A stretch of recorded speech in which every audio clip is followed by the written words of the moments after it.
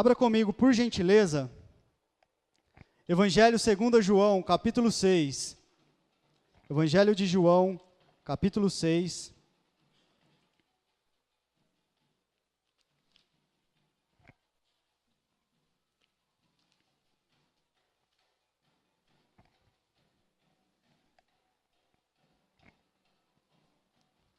Mateus, Marcos, Lucas e João.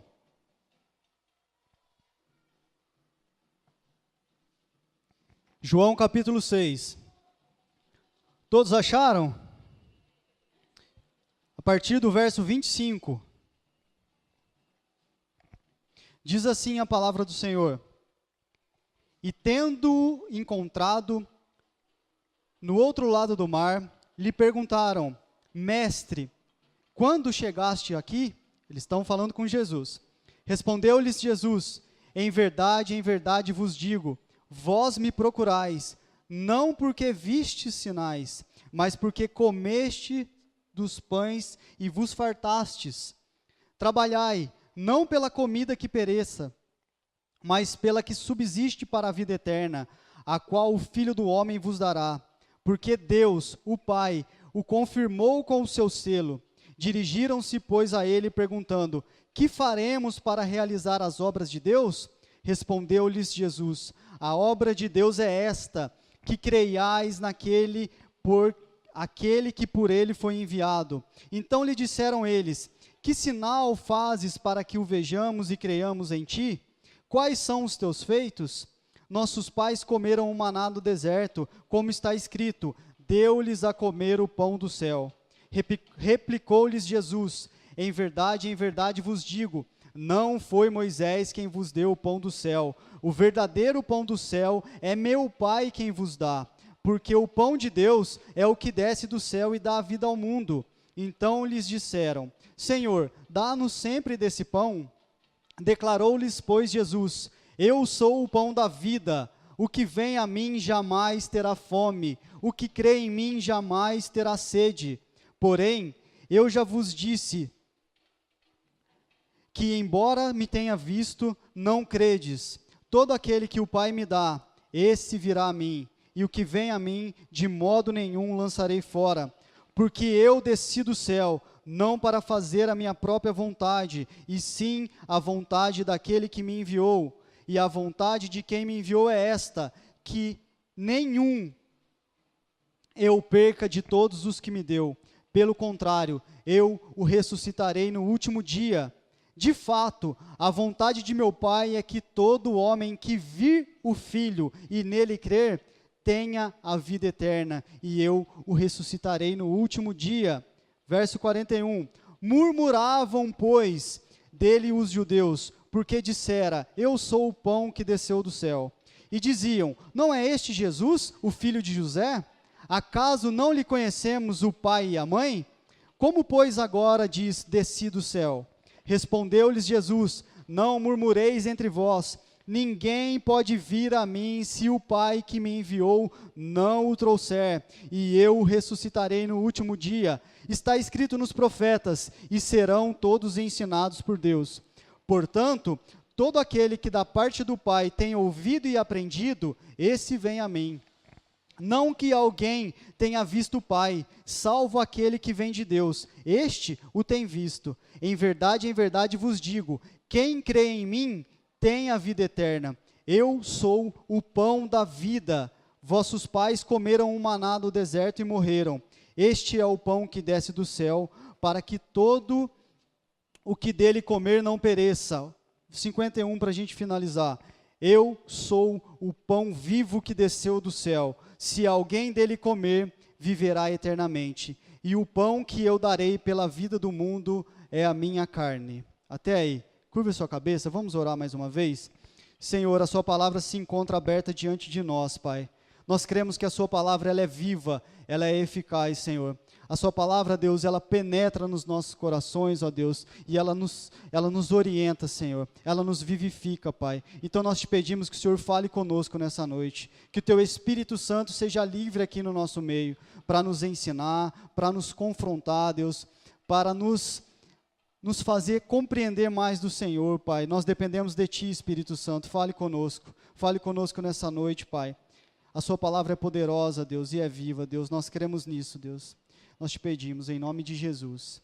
Amém. Só para a gente entender aqui, antes de eu entrar na palavra, eu quero dar uma breve introdução do contexto, antes do versículo 25, onde a gente começou a ler. O que aconteceu? Jesus estava do lado ocidental do mar da Galileia, e ele estava num monte junto com os discípulos, e ele veio curando vários enfermos. Então uma multidão começou a seguir Jesus. Jesus subiu ao monte com os discípulos e a multidão veio junto com ele. Jesus, nessa hora, vendo a multidão, ele fala para Filipe assim: tem uma multidão aqui, como que a gente vai alimentar? Como que a gente vai alimentar essa galera aí, Filipe?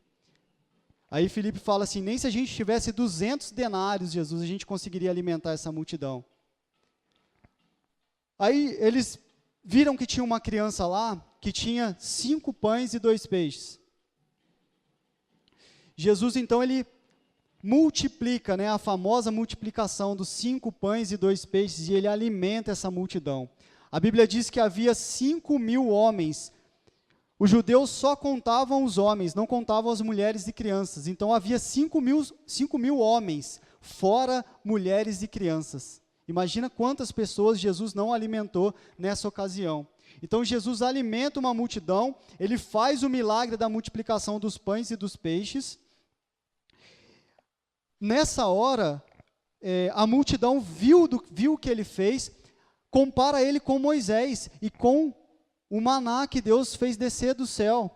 E eles falam assim: verdadeiramente esse é o profeta. Eles acham que Jesus é o rei que eles estavam esperando, mas o rei político que eles esperavam para libertar eles. Eles intentam no coração fazer Jesus rei à força. Jesus, sabendo disso, se retira e fica sozinho no monte. Ele sai e deixa a multidão lá com os discípulos. Na hora que chega na parte da noite, os discípulos descem desse monte, entram no barco e vão para Galileia, que é o lado oriental, em direção a Cafarnaum, Eles navegaram mais ou menos durante 5 ou 6 quilômetros, uma tempestade atinge o barco. Aí Jesus vem ao encontro deles andando sobre as águas, entra no barco e eles chegam lá em Cafarnaum. Eles estavam do lado do ocidental, Jesus multiplicou os pães, guarde bem isso. Jesus alimentou a multidão, fez um milagre, deu pão e peixe para a galera quis fazer dele rei, ele sai, não aceita, sai. Os discípulos descem e atravessam o mar e vão para Cafarnaum. Quando chega lá em Cafarnaum, aí cai no verso 25 que nós lemos aqui. 25, deixa aberto sua Bíblia aí, lê só o 25 comigo. E tendo-o encontrado no outro lado do mar, Jesus já está lá do outro lado. Por quê? No outro dia de manhã, a multidão foi procurar Jesus e os discípulos. Eles não encontraram eles. Eles falaram: cadê Jesus? Cadê os discípulos? Eles foram lá para o outro lado do mar. A galera pegou o barco e foi atrás deles. Aí chegou no verso 25, encontraram ele do outro lado e perguntaram: mestre, quando chegaste aqui? E a gente vai continuar. Uma coisa que a gente precisa entender aqui, antes de nós continuarmos o esboço desse texto, é que pão e peixe era algo relacionado a trabalho naquela época. Qual o prato principal de nós brasileiros? Arroz e feijão. Se nós perguntássemos para o pessoal daquela época qual que era o prato principal deles, eles iriam falar para você: pão e peixe. Esse era o prato principal no primeiro século da Palestina. E a concepção que nós temos de comida hoje é muito diferente da concepção de comida que eles tinham naquele tempo. Então vamos tentar pensar como eles pensavam e como eles associavam a comida, para que a gente possa entender a mensagem que Deus tem para nós essa noite. Se eu te perguntar assim, por que você trabalha? Para que você trabalha? Por quê? Você talvez iria me responder: para ganhar dinheiro. Para que ganhar dinheiro? Para ter uma vida melhor, para ter um conforto, não é?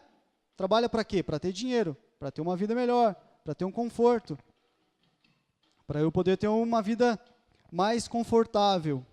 Mas se nós perguntássemos para qualquer pessoa daquela época, por que você trabalha? Eles iriam responder para a gente, para comer. 90% da renda do povo naquela época era voltado para a comida, para que eles se mantessem, para que eles tivessem alimento.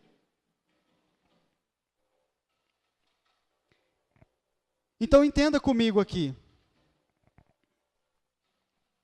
Naquela época, no primeiro século, 90% da renda daquele povo era para comprar comida.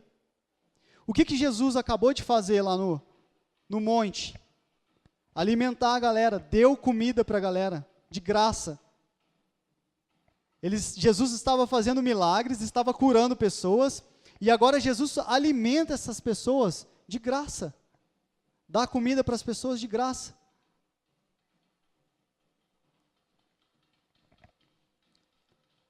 Se eu falar assim para você,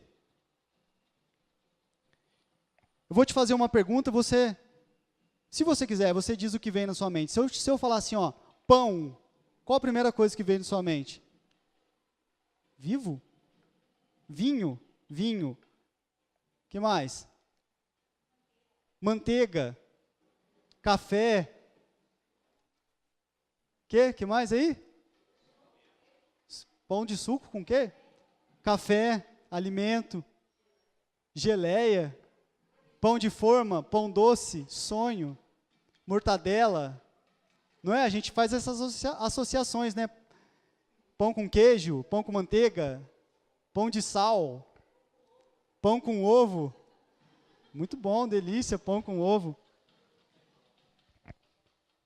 Se nós fizéssemos essa mesma associação com o povo da época que nós lemos aqui, do povo da Palestina dessa época, se nós falássemos assim para eles, assim, pão, sabe o que é a primeira coisa que viria na mente deles?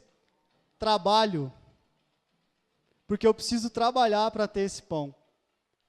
A primeira coisa que viria na mente deles associaria o alimento com o trabalho. Porque 90% dos recursos deles era para que eles se alimentassem. Entenda isso, guarde isso aí na sua mente, porque isso vai ser muito importante para que a gente entenda a profundidade da mensagem e a profundidade do que Jesus quer dizer quando ele fala para eles, eu sou o pão da vida. A gente vai entender. Verso 26 e 27. Vamos ler de novo, por gentileza? Acompanhe comigo aí na sua Bíblia. Então eles chegaram para Jesus e falaram, mestre, quando chegastes aqui, aí Jesus já dá uma respostinha bem legal para eles, olha o que Jesus fala. 26, respondeu-lhes Jesus, em verdade vos digo, vós me procurais, não porque vistes sinais, mas porque comestes dos pães e vos fartastes. Trabalhai, não pela comida que perece, mas pela que subsiste para a vida eterna, a qual o Filho do Homem vos dará, porque Deus, o Pai, o confirmou com o seu selo. Lembra do contexto? Jesus havia acabado de fazer um milagre, então eles associaram, bom, tem alguém ali que está dando comida de graça, foram atrás de Jesus. Quando eles vão atrás de Jesus e falam assim, ô mestre, quando que o senhor chegou desse lado aqui? Quando que o senhor chegou aqui em Cafarnaum? Jesus já foi direto na intenção do coração deles. Jesus já revelou a intenção do coração deles de cara. Vocês estão me procurando porque eu dei comida para vocês comerem. Imagine só se Jesus pudesse fazer esse milagre todos os dias para eles. 90% da renda deles ficaria para eles. Eles não precisariam mais comprar comida. Eles não precisariam mais trabalhar para comer. Todos os recursos dele, 90% dos recursos ficariam para eles. Imagine que se você ganhasse R$1.000 por mês, e todo mês você viesse atrás de mim, eu falava assim, ó, toma R$900 para você. e você, desses R$1.000, você gastasse R$900 no supermercado, mas todo dia você vinha atrás de mim, ou todo mês você vinha atrás de mim, e eu te desse R$900, você economizaria R$900. Então a galera viu em Jesus alguém que pudesse fazer com que eles se alimentassem, que eles não precisassem trabalhar, ou se eles trabalhassem, 90% dos recursos deles ficariam para eles, porque Jesus estava suprindo isso. Mas Jesus já vai direto na intenção do coração deles e fala assim: vocês estão me procurando porque eu dei de comer para vocês. E Jesus repreende esse povo, porque no verso 27 ele fala assim: trabalhe, mas não pela comida que pereça, mas por algo eterno. Jesus já começa a se revelar ali, Jesus já começa a tratar de algo eterno com esse povo. Jesus está falando de algo eterno, não de algo que perece, não de algo que é passageiro. Jesus repreende eles porque eles não estavam pensando no reino, mas em coisas terrenas. E o verdadeiro alvo ali teria que ser as coisas eternas. O milagre, Jesus já está ensinando para eles que o milagre não deve ser um fim em si mesmo, mas o milagre ele deve apontar para Cristo e para a eternidade. Ele deve apontar para o Messias. Verso 28 e 29. Dirigiram-se, pois, a ele, perguntando: que faremos para realizar as obras de Deus? Respondeu-lhes Jesus: a obra de Deus é esta, que creiais naquele que por ele foi enviado. Observe aqui que no verso 28 e no verso 29, o povo está enfatizando primeiramente as obras de Deus e os sinais que Deus mandava. E novamente, Jesus não está falando disso, Jesus está falando sobre fé, sobre crer nele, não está falando de obras, não está falando de algo que perece. Verso 30 e 31, então lhes disseram eles: que sinal fazes para que vejamos e creiamos em ti? Quais são os teus feitos? Nossos pais comeram o maná do deserto, como está escrito: deu-lhes a comer o pão do céu. Jesus está falando de coisas eternas, mas o povo parece que não está entendendo. O povo não está entendendo. Jesus está falando no verso 29, a obra de Deus é essa, que creiais naquele que por ele foi enviado. Aí o povo fala assim para Jesus, volta a mentalidade para o material, né, para o pão de novo. Ah, mas que obra que você pode fazer para nós aí então, para que a gente creia em você? Eles pedem uma validação de Jesus para crer nele. Aí eles citam Moisés e o maná.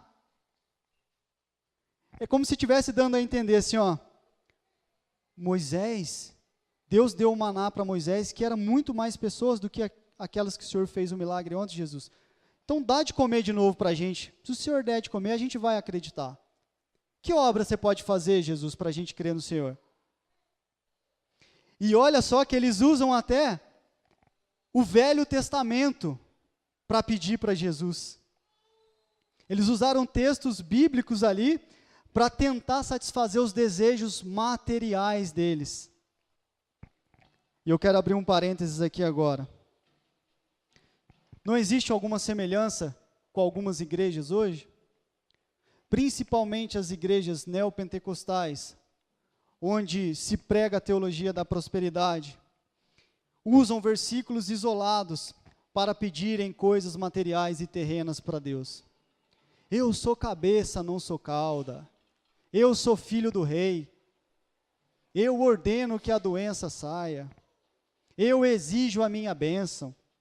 Eu nasci para governar, não nasci para outra coisa. É isso que eles ensinam. É isso que eles ensinam. Deus, eu estou dizimando, você é obrigado a me devolver 10, 100 vezes mais. Isso não é bíblico. Não é isso que as Escrituras dizem.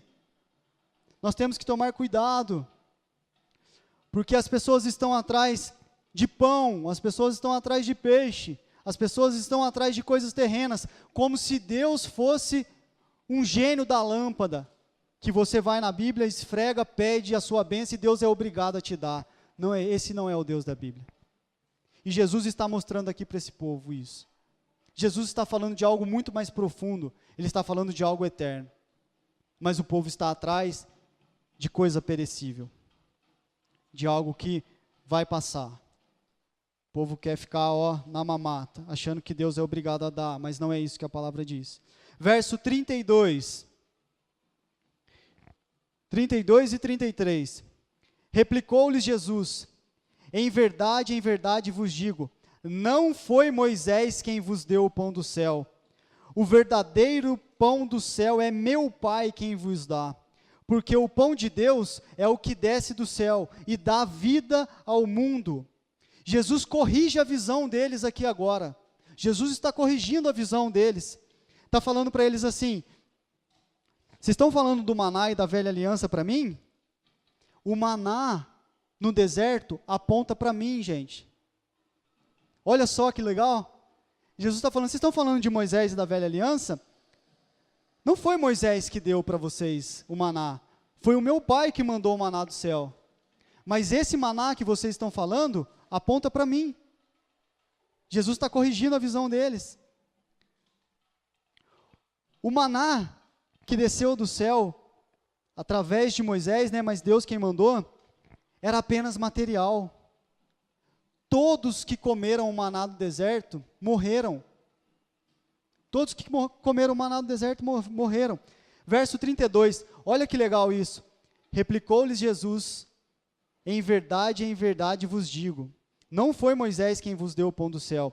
O verdadeiro pão do céu. Verdadeiro aqui tem um significado muito especial, porque ele se refere ao que é eterno, em contraposto ao que é material. Então ele está falando assim, o verdadeiro pão do céu é eterno, não é material igual o maná. É como se Jesus estivesse falando para eles assim, o maná é só um tipo, é uma sombra do que estava por vir. E o que estava por vir já veio, sou eu. Jesus, ele é o último sacerdote, ele é o nosso profeta, ele é o nosso único mediador, ele é o último Adão, ele é o perfeito Cordeiro e ele também é o verdadeiro maná. Jesus é o verdadeiro maná. Vamos continuar. Verso 34. Então lhes disseram: Senhor, dá-nos sempre desse pão. 35. Declarou-lhes, pois, Jesus: eu sou o pão da vida. O que vem a mim jamais terá fome, e o que crê em mim jamais terá sede. 36. Porém, eu já vos disse que, embora me tenhais visto, não credes. Jesus agora nesse ponto, ele se expõe de maneira clara para eles. Eu sou o pão da vida. Quando ele diz assim, eu sou, no verso 35, é o primeiro eu sou de uma série de 7 eu sous que ele fala no Evangelho de João. E aqui implicitamente ele está já declarando a sua divindade para o povo. Ele está mostrando para o povo que ele é Deus. Ele é Deus. Depois ele diz assim também no verso 35, eu sou o pão da vida, o que vem a mim não terá fome, e o que crê em mim jamais terá sede. Quem vem e quem crê, ele está falando de um vínculo espiritual que nós temos que ter com Jesus, com ele. É de um vínculo espiritual que ele está falando aqui. Através da fé. Se você vem até Jesus e se você crê nele, Jesus está falando de algo muito profundo. Ele está reforçando o seu argumento aqui para o povo. De que ele está falando de coisas muito superiores do que apenas o maná do Antigo Testamento. Ele está falando sobre vida eterna. Agora nós vamos continuar, nós vamos entrar agora no verso 37. E nós vamos ler até o verso 40. Nós vamos entrar agora numa parte do texto que ela é um pouco polêmica, se é que eu posso dizer assim. Que Deus nos dê graça para a gente entender isso agora. Porque essa é a nossa visão aqui da igreja. Espero que Deus nos dê graça para entender isso. Porque isso é o que a Bíblia diz. Isso é o que a palavra diz. Verso 37. Jesus respondendo para eles, né? Todo aquele que o Pai me dá, esse virá a mim. E o que vem a mim, de modo nenhum o lançarei fora. Porque eu desci do céu, não para fazer a minha própria vontade, e sim a vontade daquele que me enviou. E a vontade de quem me enviou é esta, que nenhum eu perca de todos os que me deu, pelo contrário, eu o ressuscitarei no último dia. De fato, a vontade do meu Pai é que todo homem que vir o Filho, né, que vier ao Filho, e nele crer, tenha vida eterna, e eu o ressuscitarei no último dia. Palavras de Jesus, é Jesus que está prometendo isso. Então vamos entender essa passagem. Jesus está falando aqui no verso 37, sobre eleição e sobre a perseverança dos santos. Se Deus já te deu a sua vida para Jesus, para o Filho, então o Filho jamais vai te lançar fora. Verso 37, lê comigo de novo. Olha o que Jesus está falando. Jesus, todo aquele que o Pai me dá, esse virá a mim. E o que vem a mim, de modo nenhum o lançarei fora. Se você já é de Jesus, se você já reconhece Jesus como seu único e suficiente Salvador, se Deus já desvendou você para entender a obra de Jesus e você já é dele, de maneira nenhuma ele vai te lançar fora. Olha que promessa. Sproul disse o seguinte: nós estamos seguros, não porque seguramos firmemente Jesus, mas porque Ele nos segura firmemente. Olha que frase. Você está seguro na sua salvação, meu irmão, minha irmã, não porque você segura Jesus firmemente, mas porque Ele segura você firmemente. Aí eu te pergunto uma coisa. Jesus teve pecado? Jesus cometeu algum pecado? Não. Jesus mentiu? Não. Jesus desobedeceu a Deus em alguma coisa? Não. Filipenses 2:8, não precisa abrir, diz assim: e achado na forma de homem, Jesus humilhou-se a si mesmo, sendo obediente até a morte, e morte de cruz. Jesus foi obediente até a morte, e morte de cruz. Jesus obedeceu o Pai, Jesus não mentiu, Jesus não teve pecado, Jesus não cometeu pecado. Então observe comigo, verso 38 de novo, observe comigo, acompanhe meu raciocínio aqui, ó, verso 38. Porque eu desci do céu, Jesus falando, não para fazer a minha própria vontade, e sim a vontade daquele que me enviou. Beleza? Está claro isso? Jesus falando, eu vim do céu para fazer a vontade do Pai. Verso 39. E a vontade de quem me enviou é esta, a vontade de Deus Pai é esta, que nenhum eu perca de todos os que me deu. Pelo contrário, eu o ressuscitarei no último dia. Verso 40, de fato, a vontade de meu Pai é que todo homem que vier ao Filho e nele crer, tenha a vida eterna, e eu o ressuscitarei no último dia.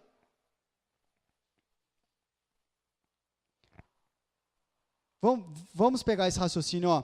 Se você foi salvo, você tem a vida eterna, porque o Pai te deu ao Filho. Se você pertence ao Filho, então Ele vai fazer com que você persevere até o final, e vai te dar a vida eterna. Estou afirmando isso. Por que Ele vai fazer você perseverar até o final? Porque Ele veio fazer a vontade do Pai. E qual que é a vontade do Pai? Que nenhum dos que são dele se percam. Olha que maravilha. Digere isso aí. Os verdadeiros cristãos estão seguros em Cristo. Você está seguro em Cristo, meu irmão, minha irmã? Você está seguro em Cristo? Talvez esteja passando aí na sua cabeça. Mas e aqueles que perdem a salvação?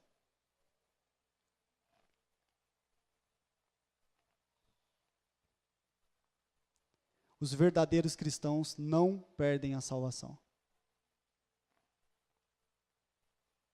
Você acreditar que alguém perde a salvação é o mesmo que dizer que Jesus era incapaz de fazer você perseverar até o final. Ou dizer que Jesus não estava disposto a obedecer totalmente o Pai. Será que isso seria possível? Jesus, ele deixou muito claro: eu vim fazer a vontade do meu Pai. E a vontade do meu Pai é essa, que todos aqueles que Ele me der, de maneira nenhuma eu vou lançar fora. Eu vou ressuscitar eles no último dia. Agora, se você está pensando assim, mas e aquelas pessoas que estavam no nosso meio e hoje não estão mais? Com certeza você conhece alguém que antes se declarava cristão e hoje não se declara mais cristão. Com certeza você conhece alguém que estava no nosso meio e hoje não está mais no nosso meio. E com relação a essas pessoas? A palavra de Deus tem uma passagem aqui, não precisa abrir. Ouve comigo. 1 João 2,19 diz assim: eles saíram do nosso meio, entretanto, não eram dos nossos.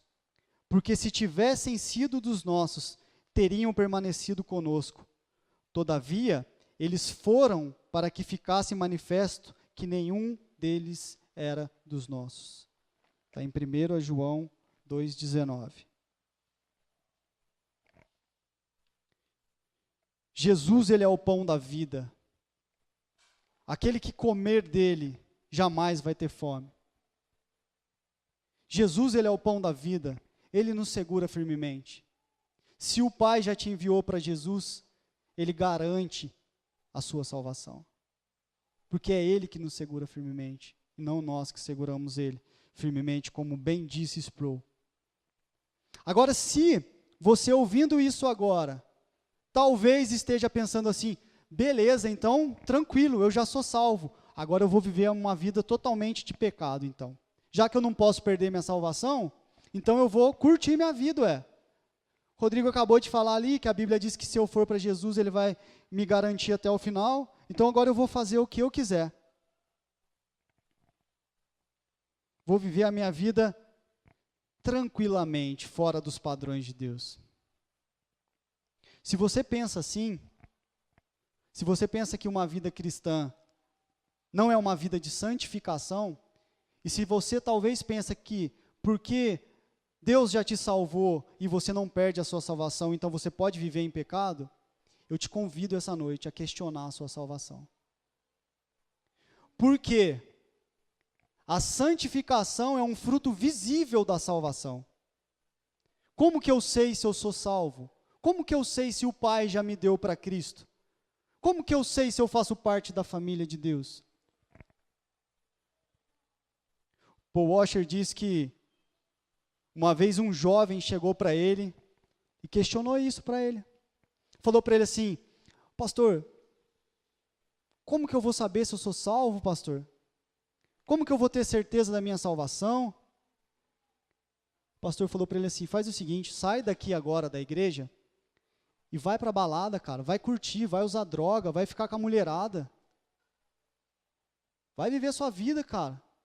Não se preocupa com isso não. Aí ele falou: pastor, eu não posso fazer isso. Eu não posso fazer isso não, cara. Eu amo muito Jesus para fazer isso. Aí ele falou: ótimo. Você é um cara salvo, porque você teme a Deus, porque você procura agradar a Deus. Se você está preocupado com o pecado, se o pecado te deixa triste, se você se arrepende quando peca, se você chora pelo seu pecado, se você tem a vontade de agradar a Deus e fazer a vontade de Deus, obedecer a Deus, quer dizer que você já é dele. Quer dizer que você pertence à família de Deus, você foi adotado. E Jesus diz para você, se o Pai me deu você, de maneira nenhuma eu vou te lançar fora. A nossa confiança, a nossa esperança está alicerçada na verdade das Escrituras, na palavra de Deus, de que Jesus vai cumprir totalmente aquilo que Ele prometeu, que é de nos guardar até o final. Tem uma passagem na Bíblia que diz, aquele que começou a boa obra em sua vida é fiel para fazê-la cumprir. Se Deus já começou a boa obra na sua vida, Ele vai fazer você perseverar. Então quer dizer que agora eu não vou pecar mais? Vai. Quer dizer que eu não vou errar mais? Vai. A diferença é que agora nós não estamos mais alegres com o pecado. O pecado não nos satisfaz mais ao ponto de nós não nos sentirmos incomodados. Nós estamos agora num processo de santificação. Santificação nada mais é estarmos sendo parecidos cada vez mais com o nosso irmão mais velho, Jesus. Então você erra? Erra. Jesus vem, o Espírito Santo vem, te convence, e você levanta a cabeça, pede perdão e continua a caminhada cristã. Nós temos que olhar para trás e falar assim, graças a Deus, porque eu não sou mais quem eu era. E olhar para frente e falar, ainda não sou quem eu deveria ser. E continuar, caminhando com Cristo. De glória em glória, nós vamos caminhando, até chegarmos à perfeição, que será quando Jesus voltar e glorificar os nossos corpos, ou então quando a gente morrer. Aí nós seremos como Ele é, né? Versos 41 até o 48. Jesus entrega essa realidade para eles. Olha como eles responderam para Jesus. Jesus está falando assim, eu sou o pão da vida, estou falando de eternidade para vocês, não estou falando de comida. Aí eles respondem dessa forma para Jesus. Murmuravam, pois, dele os judeus, porque dissera, eu sou o pão que desceu do céu. E diziam, não é este Jesus o filho de José? Acaso não lhe conhecemos o pai e a mãe? Como, pois, agora diz, desci do céu? Respondeu-lhes Jesus, não murmureis entre vós, ninguém pode vir a mim se o Pai que me enviou não o trouxer, e eu o ressuscitarei no último dia. Está escrito nos profetas, e serão todos ensinados por Deus. Portanto, todo aquele que da parte do Pai tem ouvido e aprendido, esse vem a mim. Não que alguém tenha visto o Pai, salvo aquele que vem de Deus, este o tem visto. Em verdade vos digo, quem crê em mim tem a vida eterna. Eu sou o pão da vida. Até aí. O povo começa a reclamar e murmurar do que estão ouvindo, porque Jesus se revelou a eles como o pão do céu, como o pão da vida. Até hoje, meus irmãos, até hoje, uma declaração como essa, né? Jesus falou, eu desci do céu, eu sou o pão da vida. Nós fazemos essa declaração para as pessoas, Jesus é Deus encarnado. Só há salvação através de Jesus, e não existe salvação em nenhum outro senão através de Jesus. Jesus disse, eu sou o caminho, a verdade e a vida. Ninguém vem ao Pai a não ser por mim. Não tem outro jeito de nós nos achegarmos a Deus, só através de Jesus. Então, quando nós falamos para as pessoas, Jesus é Deus encarnado, Jesus é Deus, Jesus veio para salvar a humanidade. Só existem duas reações a esse tipo de declaração: aceitar e reagir com fé, ou então rejeitar essa declaração. Não existe um meio termo, não tem como ficar em cima do muro com relação a isso. Ou as pessoas creem que Jesus é o Filho de Deus, que Ele é o pão do céu, que desceu para nos dar vida e vida em abundância, que veio para nos religar a Deus, ou rejeitar Ele. E é isso que o povo estava fazendo ali, ele estava se declarando como Filho de Deus. E o povo fala assim, como assim desceu do céu? Jesus, esse cara aí, Esse cara é filho de José e Maria. A gente conhece seus pais. Como que você está falando que veio de Deus?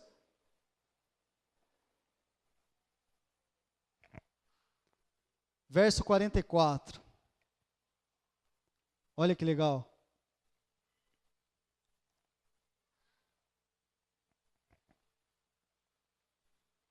Diz assim: ninguém pode vir a mim se o Pai que me enviou não o trouxer, e eu ressuscitarei no último dia. Jesus continua firme ali no seu argumento. Ninguém pode vir a mim se o Pai que me enviou não o trouxer. A palavra trouxer ali no original é atrair. Ninguém pode ir a Cristo se o Pai não o atrair a Cristo. É uma atração no sentido de revelação, é uma iluminação de Deus. É como se caísse a nossa ficha. É um insight, né? Vai cair a nossa ficha sobre quem é Jesus. Olha só. Quem revela o Filho é o Pai. Então, quando alguém foi falar de Jesus para você, e você entendeu quem era Jesus e o sacrifício dele, e creu na obra dele, foi porque Deus desvendou você para que cresce. Porque Deus revelou Jesus a você. É isso que ele está falando aqui. É uma atração, né? Atraiu você para Cristo. Ninguém pode reagir favoravelmente ao convite de Jesus se o Pai não conduzir essa pessoa a Cristo. O coração endurecido pelo pecado impede a aceitação do convite, a menos que ocorra uma obra graciosa de Deus de regeneração no seu coração. O convite é feito para todos. O evangelho tem que ser pregado para todos. Como o Solano Portela falou ontem lá na ministração, Deus não chamou a gente para ser pesquisadores de eleitos. Deus chamou a gente para ser pregadores do evangelho. Nós não sabemos quem Deus elegeu para a salvação, nós não sabemos quem são os eleitos de Deus desde a fundação do mundo. O nosso papel é pregar.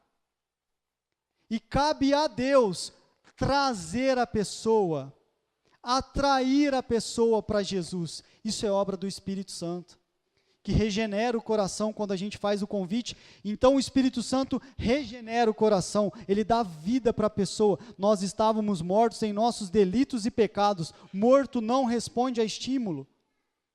Se nós estávamos mortos e alguém falar para a gente qualquer coisa, a gente está morto espiritualmente, a gente não consegue responder a esse chamado, a menos que o Espírito Santo regenere você, dê vida para você, e graciosamente você entende, e então você responde o chamado. Deus te atrai para Cristo. Se você entendeu o Evangelho, não é porque você é mais inteligente ou tem um QI mais elevado e mais favorável àquele que não recebeu o Evangelho. É porque Deus abriu os seus olhos e se revelou a você. É obra graciosa dele. É tudo dele, meus irmãos. É tudo dele, a gente depende dele em tudo. Em tudo. É ele quem faz tudo. É ele quem chama, é ele quem sustenta, é ele quem nos salva. É tudo pela graça. É tudo pela graça de Deus. Veja comigo no verso 47. Em verdade vos digo, quem crê em mim tem a vida eterna.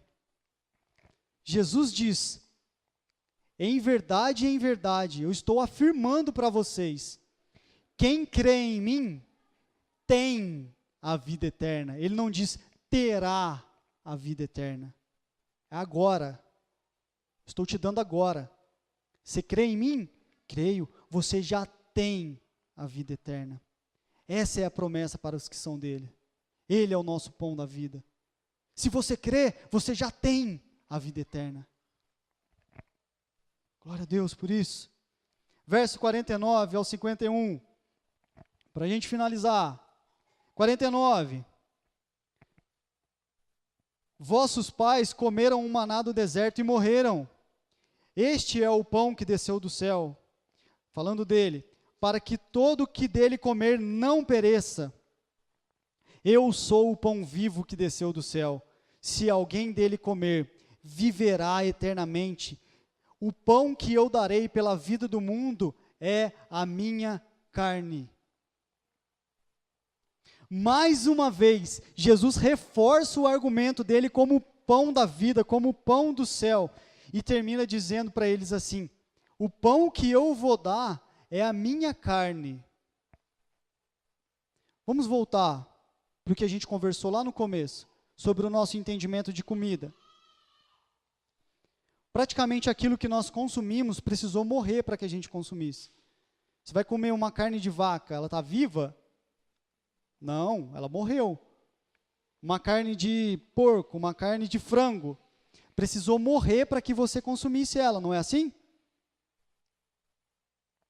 Então pense com a mentalidade do povo daquela época. Eles precisavam trabalhar para comprar a comida deles. Porque se eles não comessem, eles morreriam. Então, existia uma troca. Ou o animal que eles comessem morreria para que eles morreria, ou eles morreriam de fome. Havia uma troca. É a substituição da carne deles pela nossa vida, pela nossa existência. Então Jesus ele fala aqui a respeito dessa substituição e deixa muito claro. Quando ele fala assim, no verso 51 no final, o pão que eu darei pela vida do mundo é a minha carne. Ele está deixando muito claro aqui que vai existir uma substituição. É como se ele estivesse falando para nós assim: ou eu morro, ou vocês morrem. Eu sou o pão da vida que desci do céu. E esse pão eu vou dar, é a minha carne. É a minha morte no seu lugar. E ele é como se ele estivesse apontando para a cruz e falando assim: ou eu morro, ou vocês morrem. Olha como que Jesus estava falando de algo muito profundo. Jesus estava falando de eternidade. Jesus estava se apresentando para eles como Filho de Deus, como o único que pode oferecer e dar a eternidade para aquele povo. E Jesus afirma no verso 51, eu sou o pão vivo que desceu do céu. O maná do deserto também veio do céu, mas ele apodrecia e dava apenas vida física, né? Quando Deus manda o maná do deserto, o que ele ordena?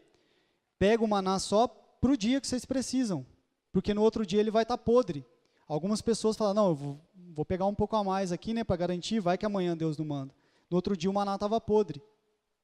Então o maná apodrecia, exceto no 7º dia, que como era um dia sagrado, Deus mandava eles pegarem para 2 dias. Mas o maná apodrecia, e o maná servia só para que o físico deles se sustentasse, porque a comida faz isso conosco. Mas Jesus é o pão vivo, que não perece, e que concede vida eterna a todos os que comem dele. E quando ele fala comer dele, ele está falando ter intimidade comigo. Quando ele fala comer do pão e beber do meu sangue, né, do cálice, ele está falando de intimidade. Então olha a promessa de Jesus para nós. Vocês estão preocupados com o que perece, está falando para eles. Vocês estão preocupados com o que vai passar. Olha para mim. Eu estou oferecendo para vocês vida eterna. Se você tiver comunhão comigo, se você for íntimo de mim, eu prometo que eu vou te ressuscitar no último dia. Você vai ter a vida eterna agora. Por isso que nós precisamos entender isso, entender as promessas do Senhor, entender o que a Bíblia diz, porque a gente se torna seguro nas promessas de Deus. O nosso cristianismo se torna diferente, nós precisamos amadurecer nessa questão, entender que nós precisamos entregar as nossas vidas para Jesus, saber que só Ele pode nos levar a Deus, saber que só Ele pode nos salvar, nos reconciliar com Deus, e saber que Ele deu a vida dele no lugar da nossa, Jesus morreu no seu lugar, meu irmão, minha irmã. Jesus pagou o preço no seu lugar. Nós estávamos condenados à morte. Nós estávamos condenados a sofrer a ira justa de Deus. Mas Deus enviou o seu único filho, e ele se fez carne aqui na terra, viveu uma vida perfeita, sem pecados, pagou o preço na cruz do Calvário, no meu e no seu lugar. E Deus aceitou o sacrifício de Cristo, porque ao terceiro dia ele ressuscitou. E hoje ele está à direita de Deus, intercedendo por cada um de nós. E ele não nos deixou órfãos, ele enviou o Espírito dele para nos ajudar, para nos assistir, para nos acompanhar. E ele falou que estaria conosco até o final dos tempos, e ele está através do Espírito Santo que está hoje aqui.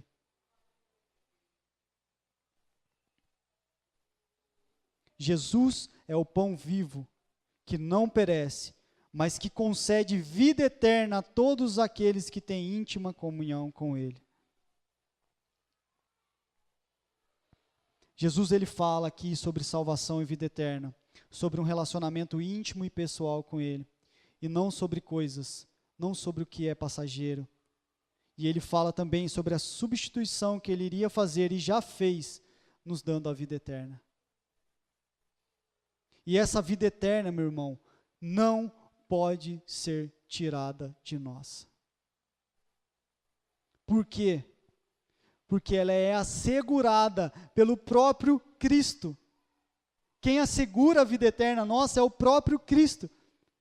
Romanos diz: quem poderá nos separar do amor de Deus? Será a morte? Será a tribulação? Será a tempestade? Os anjos?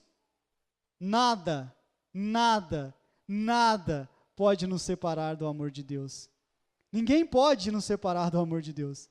Nem a tribulação, nem a tempestade, nem a morte, que é o último inimigo que nós vamos enfrentar, pode nos separar do amor de Deus.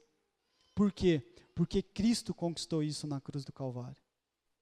E Ele que nos assegura disso. É Ele que nos assegura da nossa salvação. Amém? Glória a Deus. Vamos orar? Curva sua cabeça.